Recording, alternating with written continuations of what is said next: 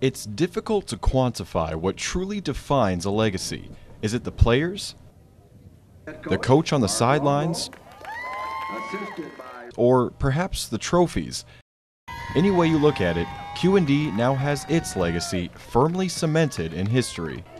On the biggest stage, the Lady Raiders were up to the task again, but not without a fight in the 28th and final game of the season. Manteno presented a unique challenge. Time after time in the first half, the Panthers foiled Notre Dame's offensive consistency. Manteno even managed a few chances of its own.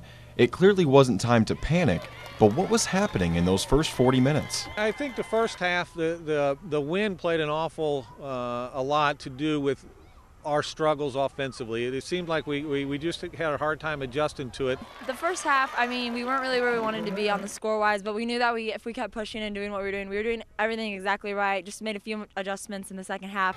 The halftime horn sounded, and the underdogs from Manteno had gone step for step with QND.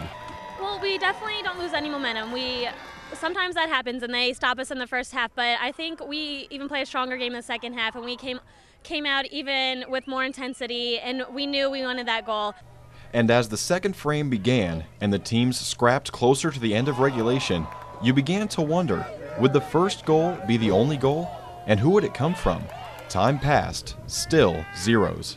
I think we were focused all the way through. It's just that we just needed to go out there and play our game and not change anything, and I think that's what we did second half, and it worked. Longo was like, you guys can do this, you're the better team. And he was like, you guys can do whatever you want to do, and you put your minds to it, and that's exactly what we did. And we went out and got the job done. But then, with 60 minutes gone by, sophomore Cassidy Foley came through. Shelby played a great ball, and I knew that we had to get somebody on it, and I didn't care who, but I don't know how I did it. I think I might have closed my eyes, and I'm just so glad that it went in. And finally, there was a sense of normalcy to the contest. Also, Manteno wasn't helping itself along the way, and then as the dust settled from the first score, the Raiders struck again.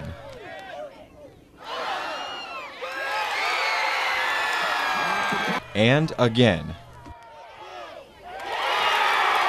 It was a great ball, and I just had the opportunity to get a foot on it and then just keep going, I guess. I mean, it was a great opportunity, and I mean, the third goal, I guess, it just gave us some room, gave us some time, and to just relax a little bit, and it was pretty awesome just getting that goal.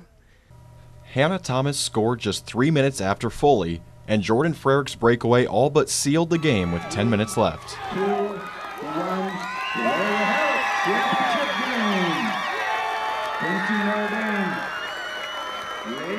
With QND's legacy, it is about the players. I'll let you throw it on me, all right?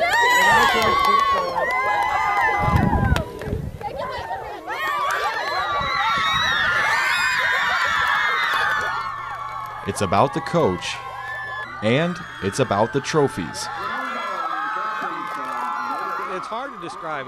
To win one state championship is difficult, but to win 3 in the girls' sports, and then you throw in the boys' soccer and the Palmers winning theirs, that's 5 for us. It's just an incredible year for our school, our kids, and our community. At the beginning of the year, a lot of people didn't have faith in us, and we proved a lot of people wrong, and we showed people that you can do whatever you want to do if you put your heart and your mind to it.